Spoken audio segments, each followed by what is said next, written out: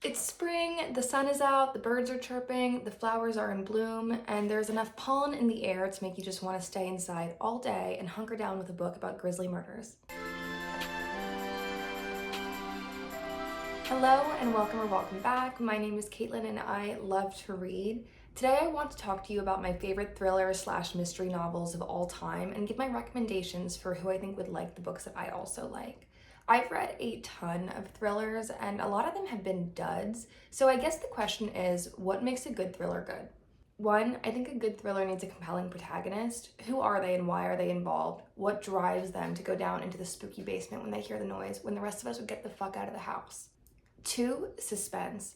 I want to feel that rising dread with every single new chapter. I want to feel so unsettled, so on the edge of my seat that I can't sleep, that I'll stay up until 2 a.m. to finish the book, even if I've got work early the next morning. Three, plot twist. I think that every good thriller needs a shocking plot twist. If I can predict the end of the book by like halfway through, I'm not gonna have a good time. I'm gonna be disappointed by the end of it. I want to be shocked to my core. I want my jaw to drop. I want to feel uncertain until the very last page, and then I know that we have closure, and I want that closure to be good. Four, I like a little spook factor in my books, and not everybody agrees with this, but I like things that go bump in the night. Are there supernatural forces at play? Is there a haunted house? Are there ghosts? Are there witches? Is it a cult? Or is it just some random guy with sadistic hobbies? I don't really care if there are supernatural forces at play or if it's more of a boogeyman story, but I'll tell you what, at the end of the day, there is nothing better than pretending to be like a paranormal investigator in my house with my Snuggie on and my spooky box tingling. So without further ado, let's talk books. And this list is in no particular order, but I will start with one of my favorite thriller authors, Alice Feeney. The first book I read by her is called Daisy Darker, and this book had a chokehold on me. Don't judge a book by its boring cover, because this book is anything but boring.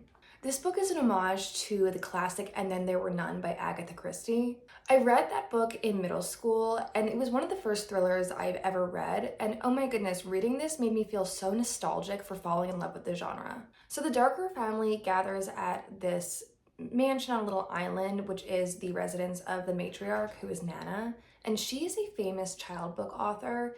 Her big story was based on one of her grandchildren called Daisy Darker's Little Secret. And this whole book actually feels a little child book-esque to me, but more nightmarish. The three daughters are named after flowers. We've got Rose, Lily, and Daisy.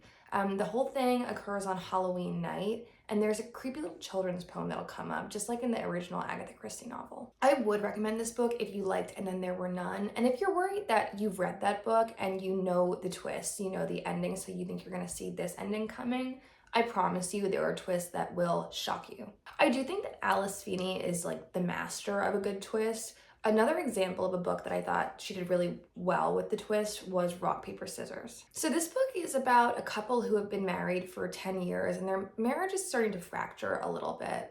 Now the wife wins this getaway to a castle kind of in the middle of nowhere in I think Scotland. And so she's hoping that for their anniversary, if they spend it together there, it'll restore their relationship and they can do some healing.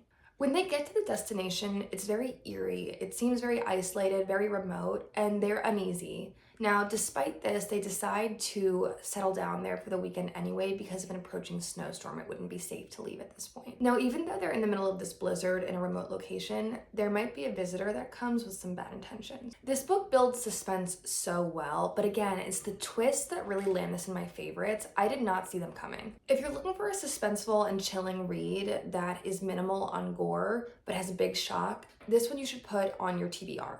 Okay, so the next one is a book that I talked about in a previous video called None of This Is True by Lisa Jewell. This thriller is about two women who meet at a pub for the first time and they're both celebrating their 45th birthday. This chance encounter and the revelation that they are birthday twins just is the beginning of a very toxic friendship between the two. This book starts slow and it picks up the pace with each twist until it's almost like this snowball of dread. If you want a dark and twisty book about female friendships and you want a villain who is a woman, this might be a good book to read. There is no spookiness in this book. Speaking of spookiness, I loved The Sundown Motel by Simone St. James. This is a creepy little read that'll have your hair standing on end. We've got a haunted hotel, we've got missing girls, we've got a dual timeline with both compelling protagonists, one in current times and the other one from the 80s. And oh my goodness, I just need to do another reread of this book again because it's got everything I like in a thriller. I would recommend this book for you if you like telling ghost stories around a campfire or if you're a fan of the Stranger Things franchise. Okay, next up, I love The Silent Patient by Alex Michaelides. This one's set in a psychiatric hospital and it follows a woman named Alicia who is an artist and seemingly had the perfect life until she shot her husband in the face 5 times and stopped speaking. Now, the other major player in this book is Theo Farber, who is a psychotherapist, and he is just intoxicated by this woman, by the mystery that surrounds her and her crimes. And so he joins the hospital trying to work with her to get her talk again, and hopefully help her out. But he really pushes the boundaries, and how far will he push them? This book honestly has probably one of the most profound twists I've ever read. I love reading it. I was shocked to my core. I would read this book if you liked One Flew Over the Cuckoo's Nest, and also if you have just been in a thriller slump where you feel like you're guessing all the endings. This one might get you out of your slump. So now I'm going to go into my Riley Sager section of the video. I love Riley Sager. I've read all of his books and I plan to continue to read all of his new releases. But I do think that some of his books are stronger than others, so I've only included my top 3 in this list of my favorite. The first book of his that I read was Lock Every Door, and this one was really fun for me. This story follows Jules, who lost her boyfriend and lost her job on the same day, so she's very down on her luck.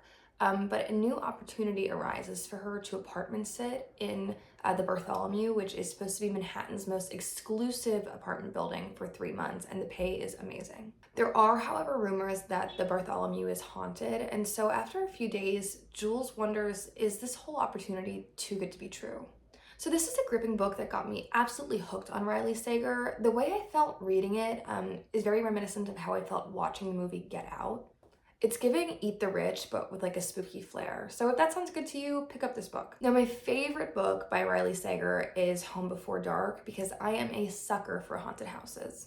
So this book is about Maggie, who used to live in this haunted house for 3 weeks when she was a kid until up in the middle of the night, her parents kind of absconded. They all took up and left and moved out because of some ghosty situations that were happening.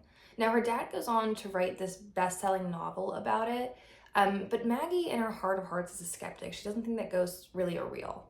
Anyway, Maggie inherits the house from her father as an adult, and so she goes back to the place that she lived very briefly in, and she tries to renovate it, and when she's there, some spooky shit goes down. This book, I love this book. It's very like The Haunting of Hill House meets The Conjuring, meets true crime, and also a little murder mystery, and I'm here for it. If you've ever used a Ouija board at a sleepover or you're into like paranormal activity, give this book a go. And I was also really impressed with Riley Sager's new book, The Only One Left. This is a creepy little novel about Kit, who is a home health aide, and she gets assigned to help this elderly woman named Lenora Hope. Lenora has a huge, creepy mansion on a very creepy cliffside, and she has a very creepy past. Although it's never proven, it's thought that Lenora murdered her entire family, and so she's kind of a local boogeyman of sorts. There's even a little nursery rhyme about her. I will read it to you now. At 17, Lenora Hope hung her sister with a rope, stabbed her father with a knife, took her mother's happy life. It wasn't me, Lenora said, but she's the only one not dead. Spooky. I love the atmosphere of this book, the way that Kit unravels big truths from the past. There are a lot of secrets that come to light in this book, and I think it was very well done, really smart. This whole book kept me on the edge of my seat, and I would recommend it if you like a whodunit with a lot of family drama. So next I'm going to talk about What Lies in the Woods by Kate Alice Marshall. 3 11-year-old girls, Naomi, Olivia, and Cassidy, used to play this game that they would make up called the Goddess Game, which is a magical make-believe game, but it had some creepy rituals, and they would do this deep in the woods over a summer. One day while they're playing, Naomi gets stabbed 17 times by somebody, and she doesn't see who it is, but her friends name a man, Alan Stahl, as the offender, and they put him in jail for the rest of his life. But as an adult, Naomi gets a phone call saying that Alan died in prison, and although she should feel relieved, she just has her doubts. So she winds up going home to do a little bit of digging, and she uncovers some seriously messed up truths. This is a dark and twisty novel about the loss of innocence, and it's actually based on a real story, so I would recommend this book if you are a fan of true crime, or if you like the trope where the victim goes back home to their small town in order to solve a mystery. Speaking of small town homecomings, the last book on my list is the classic Sharp Objects by Gillian Flynn. Camille is a reporter with a lot of her own demons, and she returns home after there's news of two girls who have gone missing and then have been found murdered with all of their teeth missing. I'm just gonna say that everybody in this book is so fucked up, but I like it. I loved the vivid imagery and the atmosphere in this book. I felt like I was in the deep south in the middle of summer in that hot, sticky heat. And this book is disturbing. I felt ill at ease the entire time reading it. Even when the protagonist isn't doing anything related to the crimes, the whole book is very unsettling. If you like more graphic murder mysteries with imperfect characters, I would recommend this book. Thank you guys so much for joining me today. I had so much fun making this video and I hope you had fun watching it. If you did, please subscribe and I will see you soon.